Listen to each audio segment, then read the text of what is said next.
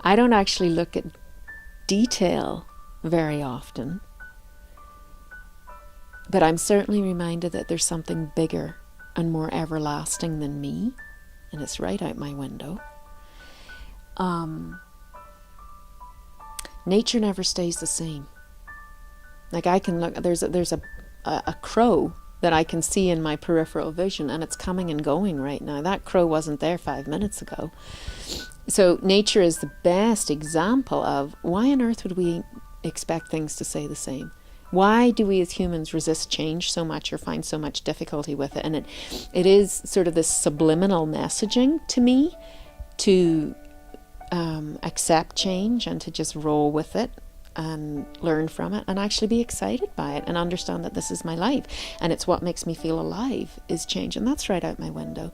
The other thing that's out this window is a beautiful maple tree. And I will confess, so when I first started chemo, it was fall, and this maple tree was a blaze of gold, and it's right there. And I sat for days, particularly in those more anxiety-filled days at the front end of chemo. I sat and I watched the tree, and I didn't know I was watching the tree. I just would get mesmerized with the tree and with the different light coming in the tree and then different breezes ruffling the leaves. And it occurred to me one day, this just floated up, that really my journey with cancer, if I would just allow it to be like a cycle of nature, that my body got to a state of dis-ease, to a state of imbalance. And my job is to allow it and support it to return to a state of balance and health. And that's what Mother Nature does. And she has this rhythm. And the rhythm was reflected in the tree. The tree turned beautifully golden. And the tree didn't try to get rid of those leaves.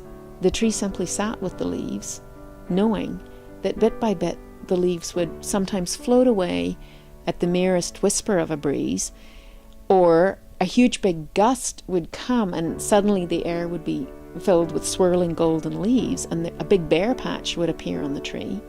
But that ultimately the tree would be leaf-free, and that into that wonderful spaciousness the tree would get this rest and dormancy and quiet time, a time of gathering its resources, so that when spring comes around, which is, by the way, right when my chemo's ending more or less, and I'm going to be able to feel some returning strength, then these miraculous green shoots are going to start appearing, and whole new leaves, new healthy cells are going to come out of that tree, and the tree's just there doing its thing. And it struck me that really I could visualize my cancer cells like beautiful golden leaves that came with a difficult but very beautiful gift for me, and now I'm asking them to go fully, like every last leaf on that tree. But that actually I don't have to do that much. I have to allow them to go, to allow that Paco and Plato, my chemotherapy drugs, would be like the winds and the rains, gently, or maybe sometimes not so gently, encouraging them to let go, and that my job was just to let that happen, and that in the spring, into the space of health, grow all these new cells, because like that tree, my body is this miracle of cell reproduction, right? And I mean, that's a miracle. And in between, just like the tree, I get this period of heightened dormancy. And in my adult life, in my entire adult life, I have never rested like this. And so the tree and I are resting right now. And you know what? I love to rest. I want to always rest a whole lot more and be dormant, and to trust how rich and fertile a period of dormancy is. That dormancy doesn't mean nothingness. That dormancy doesn't mean doing nothing.